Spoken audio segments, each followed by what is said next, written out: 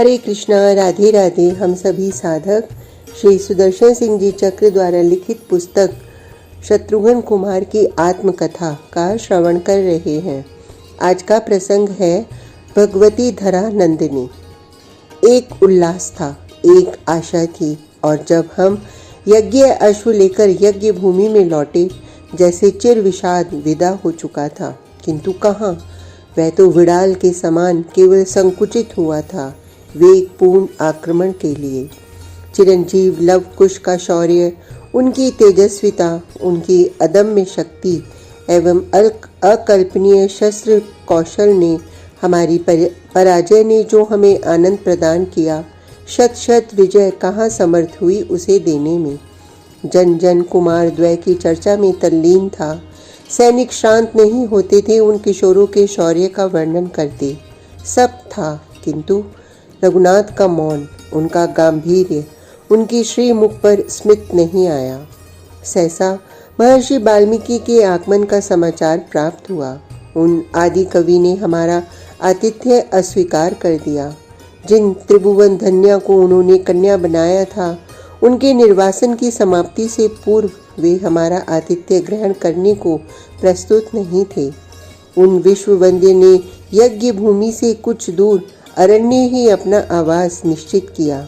उनके साथ आश्रम जन प्राय सभी थे और अपने कुमारों के साथ अवध साम्राज्ञी भी पधारी थी। महर्षि के आदेश से लव कुश ने अभ्यागत शिविरों में, नगर वीथियों में, यज्ञशाला के पार्श्व प्रदेश में गान करते परिभ्रमण प्रारंभ कर दिया। कर में वीणा लिए वे मुनि कुमार वेशधारी राघवेंद्र कुमार, उनका वह वीणा विनिंदक स्वर और महर्षि प्रदत्त नाद ज्ञान की वह दिव्य शिक्षा, तुम्बुरु तुलना नहीं कर सकते थे उस संगीत की। कुमार द्वय जब महर्षि द्वारा रचित उनके आदि काव्य श्री रघुनाथ के ही चरित का गान करते राजपथों पर पधारते, नगर जन पुर नारियां प्रातः से ही उनकी प्रतीक्षा करती होती। अपार जन समुदाय उनके साथ हो लेता। उनके स्वर सौष्ठव से मुग्ध मानस कब पद उनका अनुगमन करने लगे, किसी को पता नहीं लगता था कि वे प्राण प्रिय नहीं हो गए। कौन उनके अनुरूप रूप, अतर्क्य स्वर माधुरी एवं अति मानव संगीत से विमुग्ध नहीं हुआ। स्वयं महाराज विवश हुए जन जन की, पुरजन परिजन, अमात्य, प्रजा प्रधान, द्विज वृंद एवं बंधुजन सभी जब आग्रह करते हों, सम्राट उसे कैसे अस्वीकार कर देते। दोनों कुमार आमंत्रित हुए राजसभा में और उन्हें वह आदि काव्य श्रवण कराने की अनुमति प्राप्त हुई। धन्य महर्षि की साधना, स्तुत्य उनका श्रम, परम श्लाघ्य उनकी कृति। सम्राट को धृति के अधिदेव श्री रघुनाथ को स्वयं आत्मविस्मृति हो गई। अश्रु, स्वेद, कंप, रोमांच, किस श्रोता में दिव्य सात्विक भावों का उदय नहीं हुआ। कुमारों के स्वरों का आरोह अवरोह, उनकी भाव व्यंजना एवं रस परिपाक, जड़ प्रकृति का अणु अणु उनके स्वरों पर झूम उठा। झूम उठी शाखाएं, मत्त हो उठे भ्रमर, गूंज पड़ी केका ध्वनि जब कुमारों ने श्रृंगार का, हमारे विवाह का गान किया।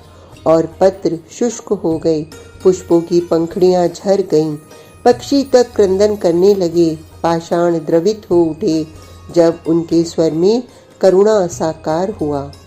वह संगीत त्रिभुवन ने, वह संगीत कदाचित ही कभी श्रवण किया हो। समस्त राजसभा, संपूर्ण आगत समाज विमुग्ध, निस्तब्ध, प्रशांत। उस समाज में संगीत की समाप्ति पर महर्षि पधारे। अवध की साम्राज्ञी, अधोवदना, वलकल वसना तपस्विनी, जिनकी स्वर्ण प्रतिमा सम्राट के सिंहासन पर आसीन थी, वे स्वयं दीना खिन्ना, अपने अंगों में ही संकुचित महर्षि का पदानुगमन करती पधारी। सम्राट, द्विज वृंद, अभ्यागत गण, अवध प्रजानन, महर्षि ने एक ओर से सबको संबोधित किया।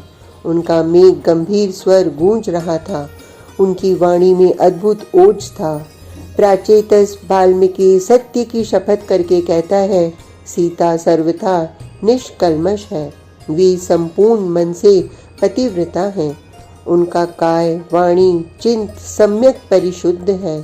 ये जनक नंदिनी वाल्मीकि की समस्त साधना साक्षी है। दिग देवता साक्षी हैं एवं अलक्ष्य की साक्षी सुरगण यहाँ साक्षात विद्यमान हैं। सब साक्षी हैं। सीता पूर्ण पवित्र हैं।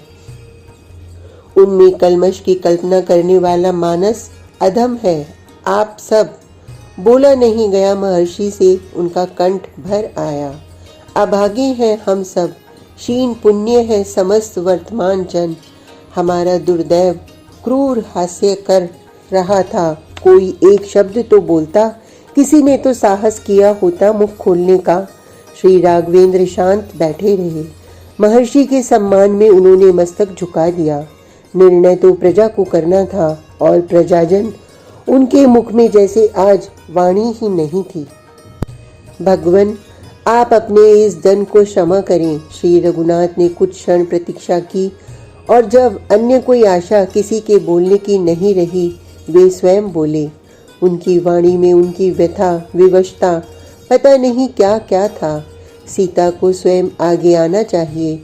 यह अवसर लज्जा करने का नहीं है।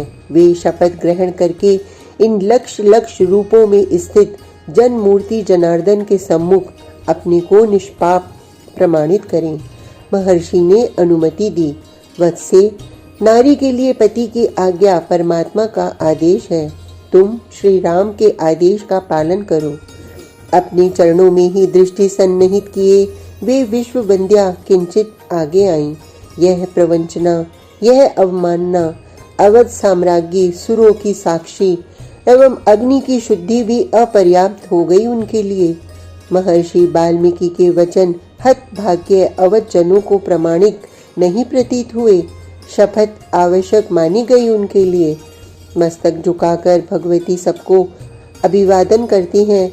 उनका स्वर तो जैसे सर्वत्र से अब असंग हो उठा था। निष्कंप स्थिर व सुकोमल स्वर।